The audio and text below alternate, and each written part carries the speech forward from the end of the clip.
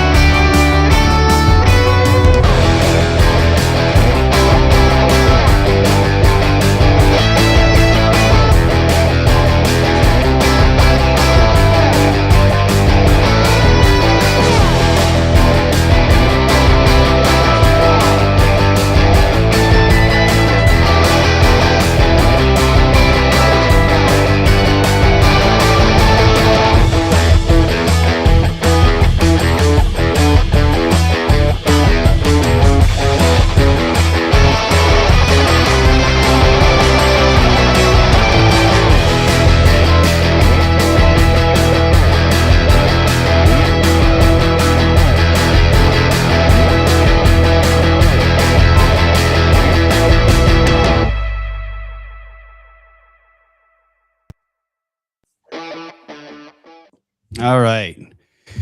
Hello, everyone, and welcome to the very first ever, or actually the second ever, but it's the first one on YouTube and LinkedIn, Hammer and Logic show. My name's Dylan, otherwise known as Hammer, and with me is Ed, otherwise known as Logic, and with us again for a return visit is Mike from AWS. Why don't you guys give a shout out to everyone real quick? Yep. Hello, everyone. Like Dylan said, welcome to the show. I'm Ed, aka Logic.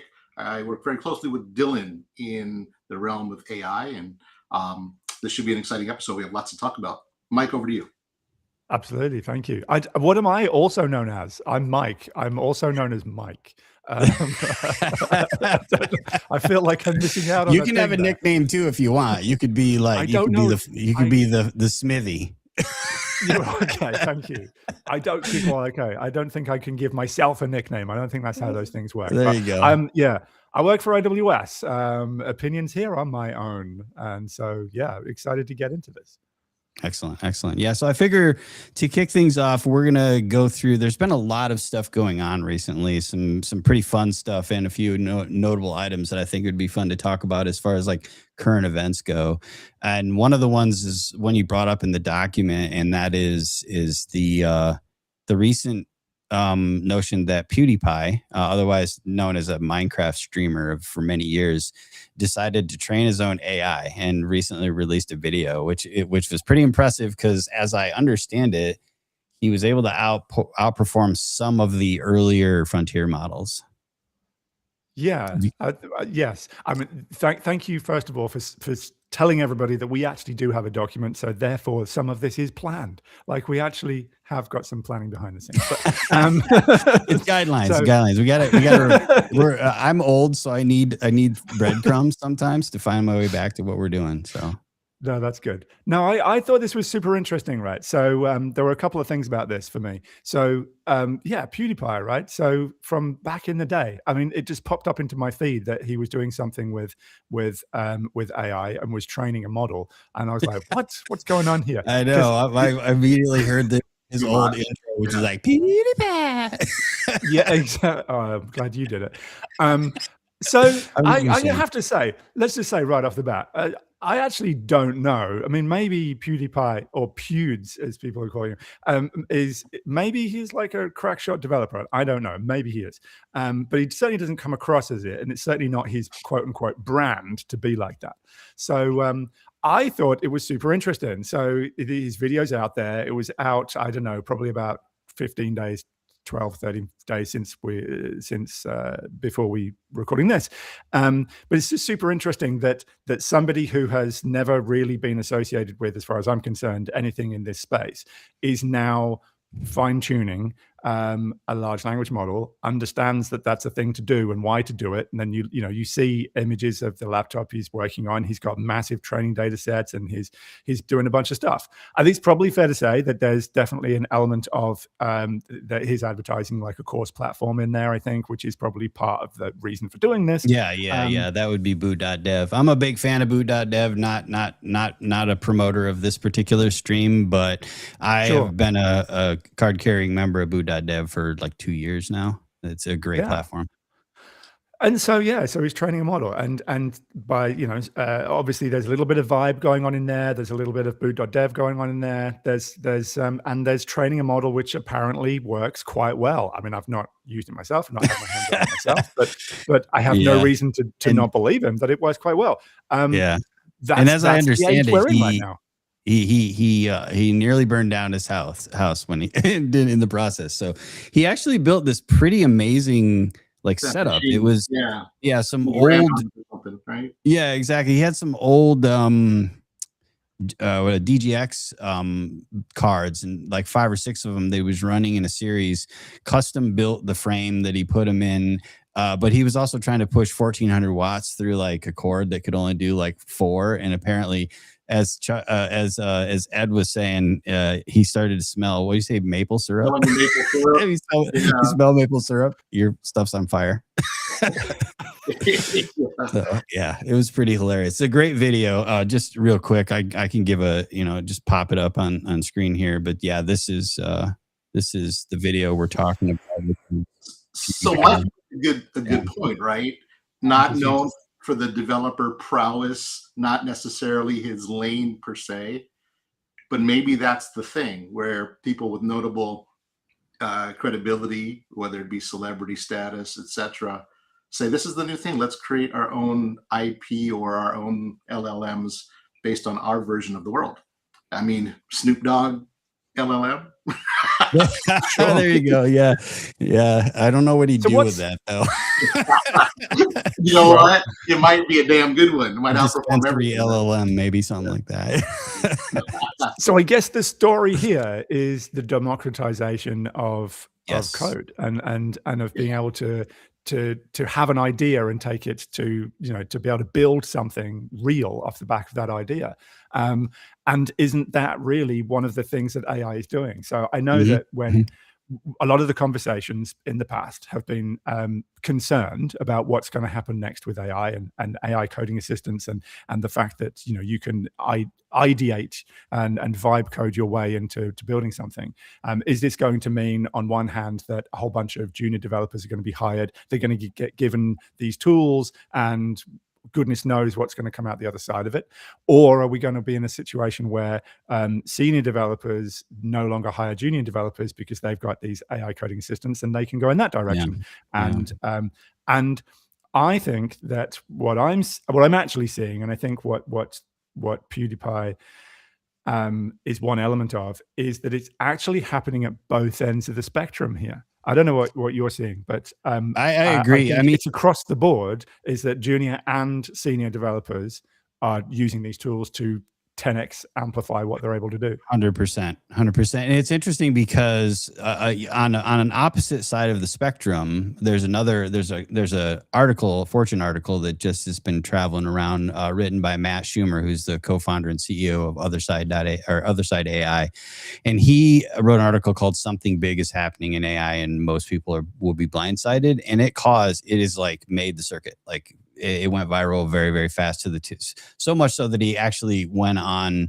I think either a podcast or a news outlet and said, "Hey, this was not my intent to be fear mongering," but he talks about that same point, like where there's a lot of fear, uncertainty, and doubt. But my experience and is more on the side of PewDiePie. Like I recently left NGINX, and first thing I did was like, oh, what's this AI thing? And I started mucking about with LM Studio, running a local model, just because I didn't want to spend all the money on something I wasn't really all that versed in. And then I ended up writing like a tool or an extension for VS Code that allowed me to do basic stuff inside VS Code pointed at LM Studio. It's the tinkersmith type thing, and I kind of see it like where you could go worry, but the pivot is there if you want to do it. It's not unlike when 3D printers came on the scene, or when the personal computer became affordable for everybody. Those people who said, "Oh, what is this? Let me check it out," instead of going, instead of the curious, I think, and the creative have a lot of runway in the future once you understand that it's not really.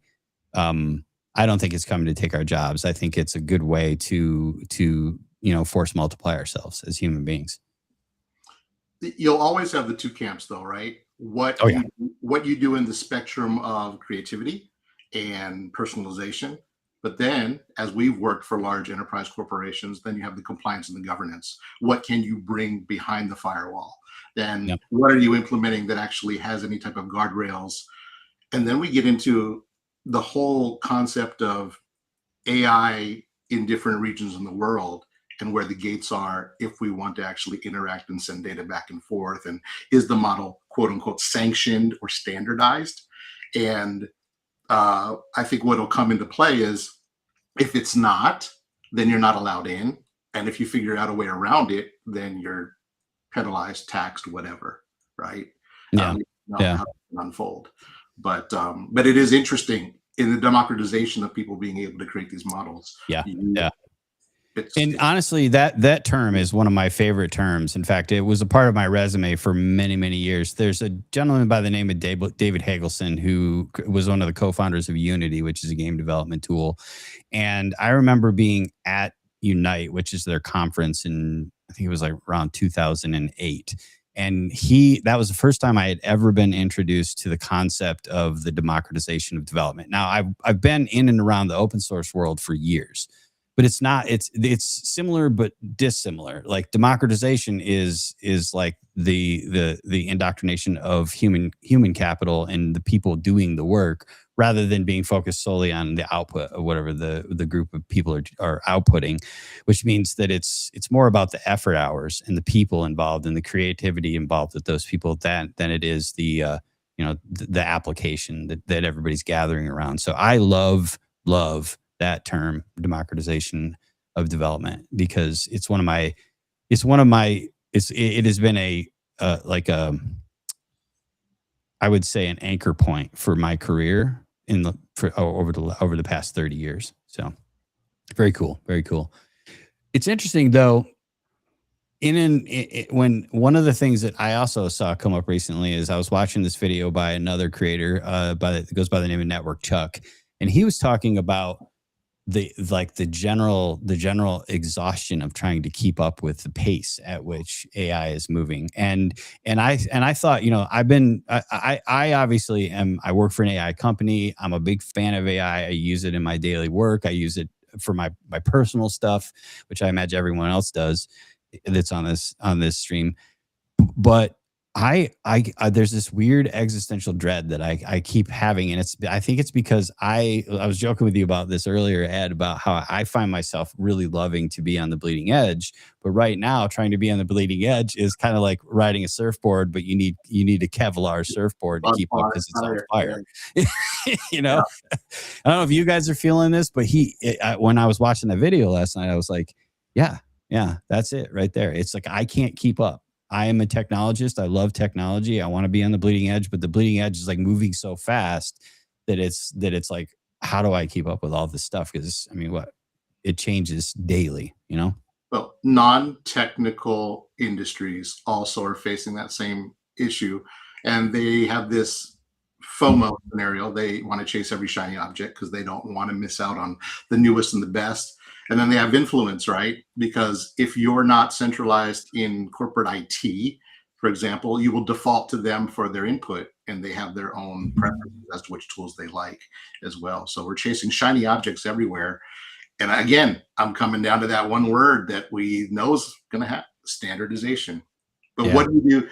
What do you do in the chaos? And here's a theory, right? About what do you do in the chaos? It's prioritization. But how do you manage things of which you have not any control, that are changing constantly? And we could take a page out of crisis management. Like, how does someone manage an emergency situation where all variables are on the table? Wow. You know, yeah. pull up your bootstraps and keep moving forward. Yeah, that's my go-to. Is on fire and it's falling apart, and a big squall is coming, right? I think if we categorize this as an emergency situation, then I don't know, that sounds terrifying. But I hear what you're saying. I think this is an interesting one. I mean, it is me in my life. Yes, I mean, my job is to try to surf as close to that pointy edge of innovation as possible. And yes, I wouldn't wish that upon anybody else to have to do that. I think someone said FOMO. I think that's the thing, right? We actually have to decouple from that.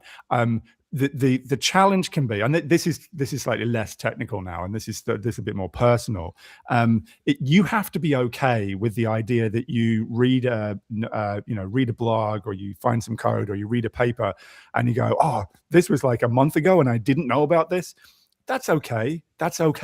Like, just, where, as long as you're adding value somewhere else, or like you're investigating, you're playing around and you're learning something else, that's okay. You don't have to be the first person to hear about absolutely everything. You don't have to have notifications turned on X so that you're getting Andrew Kapathe's messages directly through to your watch every single time he says anything. I do, but you don't have. I get enough stuff from Git. I don't need any more notifications, because I get like 400 notifications from Git on a regular basis. I don't need anything from Andre. Well, as long as you're filtering those out with AI, of course. Just have her read it for me. That's the way to do it. But yeah, it can be utterly exhausting. But things do change, and I think the interesting thing for me is that because we often say in our industry, we've often said, things changing all the time. It's right, moving really fast. And then, hand on heart, 5 years ago when we were saying that, was it really? But it is now. And one of the reasons that I'm finding for this is that things that weren't possible, but we were trying 6 months ago, are now possible. And so with all of these things slowly moving forward and then sort of multiplying all those all together, that's where you get this high velocity stuff from. So, middle of last year, I was mucking around with some architectures with some stuff. What was it? Asynchronous tool calling inside of agents, where it just really wasn't working very well in the middle of last year. And it was because, really, if we look back, because of the way that the models were and the intelligence level, if you can say that, model, literally just rerun pretty much the same code last week, and now it works because the difference is the models are better. And and it's like you can look at the difference between something like N8N, which was, which is essentially, let me even go further back than that. You go back to let's say I'm going to go way back in time to last year, around August when MCP was like the hot ticket item, right? And I did a bunch of, I was writing an MCP server for Nginx to try to be able to bring Nginx functionality to bear within Docker containers, because Docker was creating an MCP essentially a gateway type scenario where you could spin up your MCP inside a server inside a Docker. Oh no! Yeah. What happened? His agent threw him off. The word. Yeah. Okay. I'm sorry. So for anybody listening and not watching, don't you take just me need out. to know that Dylan disappeared for a moment there. we need to do the That's okay. I made the tithing. It's good. Okay. We're fine. So yeah. So no, I was saying that, like, I kind of feel like it's just different levels of sea change. But now, like, I did the same exact thing where I was like trying to write something similar to this, like way back last year, right? And now I circle back to it, and I was like, I wanted to make the same set of changes in the thing that I couldn't get working last year, and it just worked. And honestly, to be fair, we just did the February Brokk Power Rankings, and one of the things that kind of bubbled straight up to the top, which was sort of a surprise, was that almost all of the models, even the open models, are clocking in at about 90% success rate when it comes to coding tasks, which is insane. And now, so then you go, okay, well, if everybody's running at 90%, that means that what's left, and our supposition is that cost and speed are the new thing. But the point, back to your original point, Mike, is that the coding stuff is, I don't want to say it's solved, because there's always room for improvement in everything, but it is leaps and bounds ahead of where it was not just 6 to 9 months ago. And it's insane. And I keep coming back to that scene from Men in Black where he's just like, yesterday you knew this, and today you knew this. Think of what you'll know tomorrow. And it's just like, that's kind of how I feel. It's like, what am I going to know tomorrow? Which is, I kind of find that exciting personally. 100%. Look, and so round out that sort of the PewDiePie, going back to that and talking about, the use of these tools for different people at different levels. So one of the things that Andre Carpathe did send out on Twitter that I did get a notification about that did pique my interest. So he's been using his own agents that he's been developing. And I'm not sure I actually know what models he's using, but I'm assuming it's OpenAI, I guess, because of his where he's come from. But he's been using those agents to improve the quality of a pet project that he's been working on, which is to train a GPT-2 level model in as fast as time as possible. And he's down to he's down like single digit hours. I think it's like 1 or 2 hours that he's got to the point where he can actually get to GPT-2 level trained that quickly. And he was saying that basically he is taking these agents that he's got and he's applying it to the code base that he wrote. I mean, and obviously he's not shy of using AI coding assistants and stuff to help him with stuff, but he is the center of, or he was the center of what he was doing in terms of the architecture and the design and what he's building inside of the code base. But he decided to just let this agent free on the code with the loss function, if you like, or the optimization of make this train faster. And sort of, I'm going to put in quotes here, he just went to bed, got up in the morning, and he'd found that it had improved what he'd done. And so, everybody across the stack, from the most experienced developer down to potentially, sorry, PewDiePie, I don't know, but the more junior developers are finding something in this. And what's that future going to look like? Where I guess people are ideating things into existence rather than necessarily having to sit down and write the code. Yeah. Well, this is fascinating because everything is interesting, and it opens up a lot of potential until, and Dylan, you and I were talking about this, until we no longer understand what's going on, right? We talk about that black box scenario. And when does that fully become, full circle realization that, hey, we're not ahead of this anymore. It's ahead of us exponentially, like hour by hour. Yeah, exactly. I have an analogy here. Can I throw this one out? Yeah, go for it. And so this isn't perfect, and it is ripe to be ripped to pieces. So please do. But when I'm writing something, I am doing pip install and I'm installing some libraries. Or if I'm doing anything in Node, then it's a bad day. But if I'm doing anything in Node, then you're pulling in copious amounts of libraries. And I'm not looking into that code. I'm not looking inside of the library that somebody else has written. And so what's the analogy between me saying, I want to install some libraries and I'm going to basically write the top level code that pulls those libraries together and makes an objective and makes the thing happen? What's the difference between that and me working with an AI coding assistant to say, okay, I know what I want to achieve, and it writing that code to help me go and achieve it? There are definitely problems with what I've just said, but I think that's an interesting concept. Trust, right? We trust human coders, and we don't trust AI yet.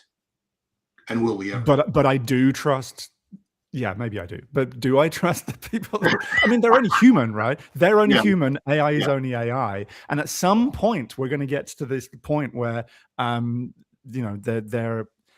my trust in both of those things is equivalent, even if potentially the code quality is different. It's the other analogy is, if it feels real, then how do we know it's not? And so that trust factor comes into that emotional human reaction, right? You're right. Yeah. We would probably won't care. Does it do what I need it to do? Faster, quicker, better, more.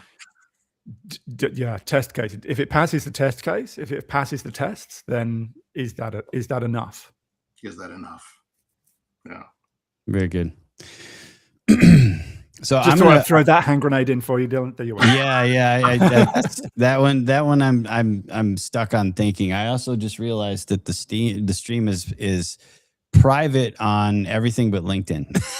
So this is not becoming a recording. Okay. Now all those things I didn't mean to say. No, yeah. Then we can edit it later. Yeah. I don't know what happened. I thought I had them all set to. I think LinkedIn is live, but YouTube is apparently set to private for some reason. I'm not sure why. So, but we'll just finish it up and it'll just be a practice recording. So, but an exclusive. We are live on LinkedIn. Can you not flip it to public afterwards? I could. I think I might have to cycle the stream real quick though, because I looked in the dashboard here to see if I could flip it over to public, and it is grayed out, which usually it's probably because the stream is running, at least on the Brokk site. So I can just flip it real quick and see what happens. Hey, if a stream went completely to plan on the first go, it would be a first. Yeah, no kidding, right? It's never happened. Never happened. Give me 2 seconds here.